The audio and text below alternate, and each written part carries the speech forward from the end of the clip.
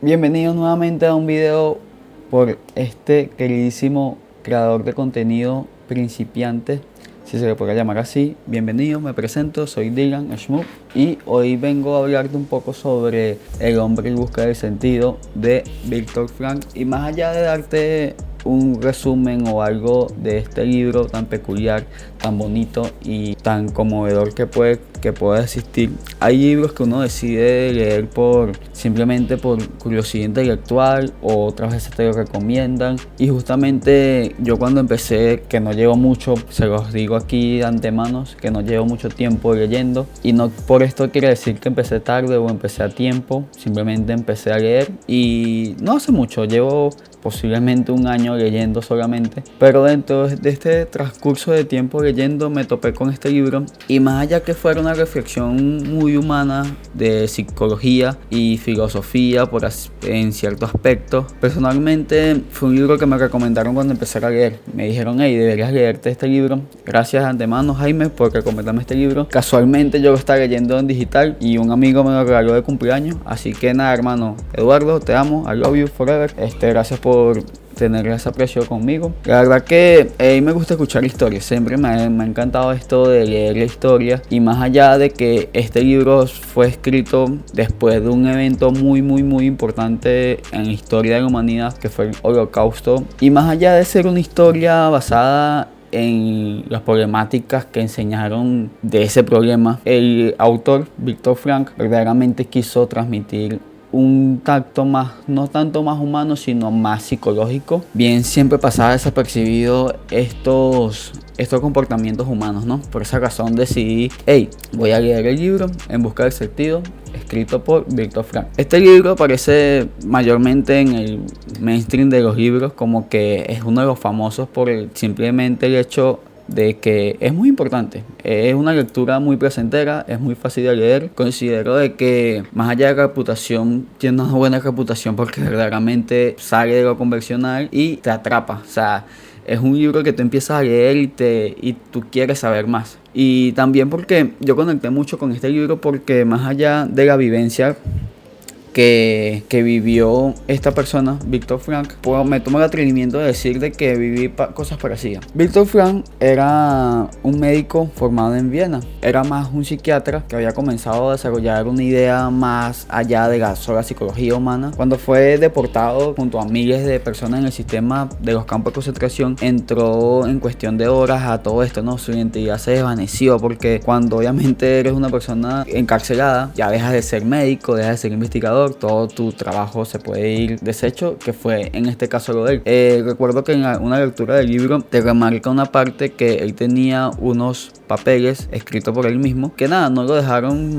llevar esos papeles a su celda o a su encarcelamiento, simplemente le dieron un número y lo identificaron. El número era, si mal no recuerdo, 119-104. Ese era el número de Viktor Frankl. Ese detalle parece algo que puede encerrar muchas cosas, y esto me recuerda que te lo dije al principio, de que viví algo parecido, porque cuando entré de forma aquí a Estados Unidos, yo pasé por un proceso de detención y justamente nos ponían un número, y yo tenía un número, el 164, o sea, era un número más extenso, pero nos caracterizaban por los números finales de cada número. Eso es un detalle para otro video. Esta transformación radical empieza a acudir a Viktor Frankl porque obviamente es un choque al convertirse en un número que te quitan tu nombre, te quitan todo y solo te llaman por ese número. O sea, era tu manera de identificarlo en el campo de concentración. Perdías ropa, perdías pertenencias, sus documentos, como dije hace un momento. Todo esto formó inicio a que él empezó a buscar una sobrevivencia básica, ¿sabes? Como que el ser humano siempre busca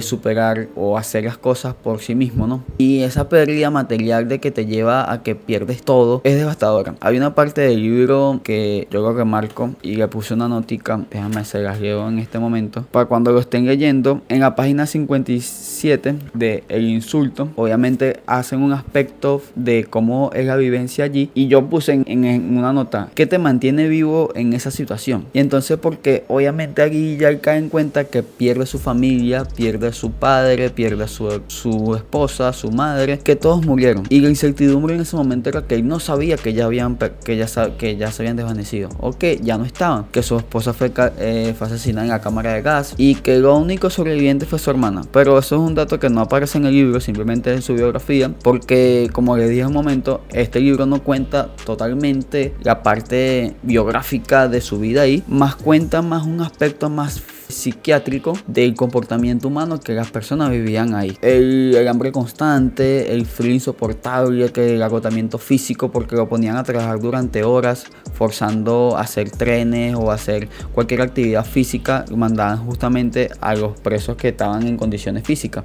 A partir de esas observaciones, Frank se dio cuenta de escribir frases psicológicas que estaban en los prisioneros. La atravesaban durante varios ciclos y una de las primeras fases que descubrió que era el shock de estar encarcelado, de la reacción de esa incertidumbre, de que no sabes qué va a pasar con la realidad, de que comenzás a experimentar muchas cosas que verdaderamente no tienes el control. No te podías negar, o sea, tenías que vivir. Hay una frase de Dostoyevski que menciona en el libro que dice: el humano no sabe cómo lo hace, pero lo hace. Y esto cae la connotación de que como no sabe cómo atravesar esa incertidumbre, ese momento de vida, simplemente lo vive. Ese rechazo de los guardias hacia ellos, la poca comida. Entonces con el tiempo Frank encontró que había una segunda fase. Una se llama la apatía emocional. Es una parte fundamental que se debe entender un poco más simple, porque a diferencia de eso, él desarrolla que hay un mecanismo de defensa psicológica entre las personas y las condiciones que viven en el campo de concentración, de que a pesar de que hay muchísimas personas viviendo momentos difíciles, la mente humana de cierto modo aprendía a anestesiarla con su manera de la cotidianidad, y que indiferentemente el sufrimiento que había resultado durante insoportable, se podía tener un poco de empatía a la hora de que si compartir un pan o compartir una sopa. Entonces son muchos pasos que lo llevan a eso, y el comportamiento humano que describe totalmente en el libro. Y finalmente, tras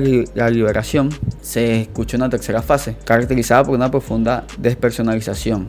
Después de haber vivido momentos muy duros, vuelves a la realidad, te encuentras en un momento en que no sabes si verdaderamente, una sensación extraña de que es real o que no es real, que verdaderamente es libertad. Sin embargo, tras estas observaciones, Frank lo iba convirtiendo en un núcleo de pensamientos, iba escribiendo él mismo, diseñando una manera de atacar esto, incluso con él mismo. Cuando todo parece que todo está acabado, que todo parece una incertidumbre, ya se encuentra una manera de libertad que no le hayas una forma accesible. Entonces, la libertad de elegir la actitud frente a lo que ocurre.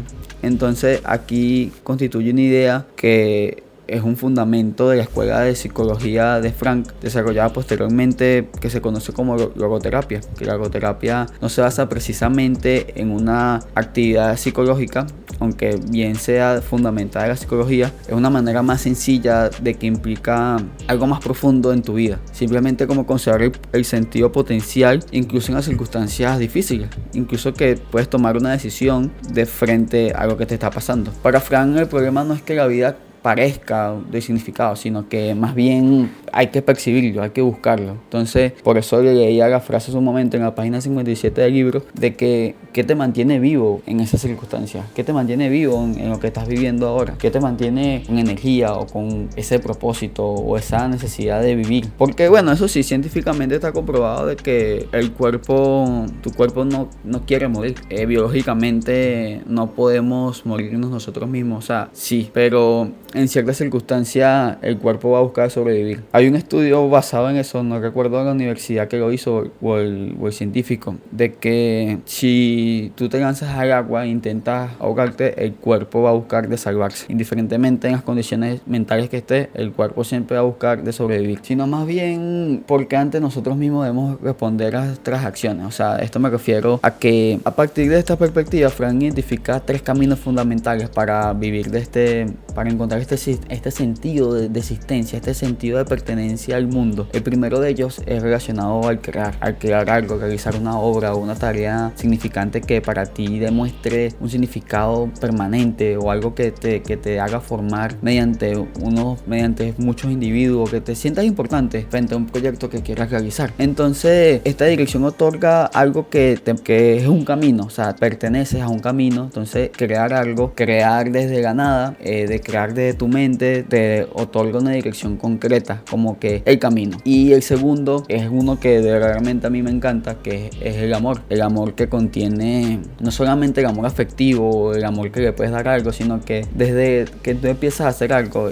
y esto me parece una analogía muy sencilla, de que cuando tú haces algo del desamor, o sea, lo haces simplemente para cumplir, para simplemente llenar un hueco, no lo haces bien, las cosas empiezan a ir mal. Entonces, cuando empiezas a hacer las cosas con amor, con una ternura, con esa esencia humana que nos caracteriza por individuo, ese potencial incluso encuentra unas circunstancias externas. Parece que es un regalo para la vida, un regalo para todo. Entonces, hacer las cosas con amor es una cosa fundamental, y más porque es el camino que toma Viktor Frankl para el trabajo que hacía en esos procesos era desde el amor. Y ojo, esto lo digo desde mi perspectiva, pero simplemente fue uno de los caminos que él pudo descifrar para poder encontrar este potencial de existencia. El tercer camino quizás es uno más complejo, más de los tres, y es más profundo y es más ligado a la misma vía de vivencia de Viktor Frankl en los campos de concentración, que se trata cómo enfrentar el problema, cómo enfrentarse a esa incertidumbre o a esa enfermedad incurable o a esa pérdida irreemplazable, que puedes perder un familiar, o a las tragedias que se te escapan de tus manos, porque como yo lo he dicho en otros videos, hay cosas que verdaderamente no controlamos. Hay cosas que en la vida que no controlamos, pero lo que podemos controlar en estos casos, nuestra manera de pensar, nuestra manera de cómo enfrentamos el problema, de cómo nos adueñamos de la situación. Entonces, el contexto extremo que vivió Viktor Frankl en este caso, él lo lleva a una persona capaz de interpretar como el problema a esa situación. Me explico mejor. Tú tienes un problema y estás encarcelado y estás en ese problema, como lo cuenta Viktor Frankl en este caso, de manera psicológica, no tanto de cómo te enfrentas al problema, simplemente de cómo puedes pensar. Entonces aquí recaigo otra vez en lo que dije hace unos minutos sobre la empatía que puedes llegar a tener en estas situaciones. Personas que compartían su último pedazo de pan, o amigos que hizo justamente en ese mismo proceso, o que compartían la sopa, o que hacían una recolecta para poder comer mejor. Estos actos parecen pequeños o parecen minúsculos, pero tenían significado enorme. Donde todo parecía orientado a la destrucción humana, estos prisioneros eran amigos, o sea, por así decirlo, encontraron una familia dentro de allí. Entonces, además de estas reflexiones filosóficas, Frankl desarrolló una herramienta terapéutica concreta en una forma parte de la logoterapia, y una de ellas llamada la intención paradójica. Es que enfrentas tus miedos, los pones en forma de que esos miedos que estás viviendo o esa fobia que tienes, enfrentarlas, pero exageradamente voluntarias, para que el miedo se vaya debilitando. Entonces, así de esa forma poder sanar esa normalidad de miedo a llevarla a algo normal. Otra herramienta importante es la de reflexión, que es una técnica dirigida a no concentrarse tanto en el problema o excesivamente perder la noción del problema y empezar a solucionar otras cosas. Esto me recuerda una vez a algo que esto yo lo puse en práctica una vez, de que si tienes un problema en tu casa, empieza por limpiar la puerta de tu casa. Entonces, cuando vas limpiando, vas dirigiendo las tareas en pequeñas porciones, encuentras la solución más grande. Entonces, la de reflexión obviamente es una manera de que tú pierdas el problema grande y empezar a solucionar los problemas pequeños, y ocurre un efecto dominó que nos lleva a que soluciones el problema de manera más sencilla y más práctica. Todas estas ideas forman parte de lo que se conoce como la tercera escuela vienesa de psicoterapia. A diferencia de otros enfoques que se encuentra en el análisis del paciente, de su pasado o de cosas así, la logoterapia implica más mirar hacia el futuro, hacia tomar responsabilidad sobre tu persona y sobre el marco que tú le puedes dar a la vida.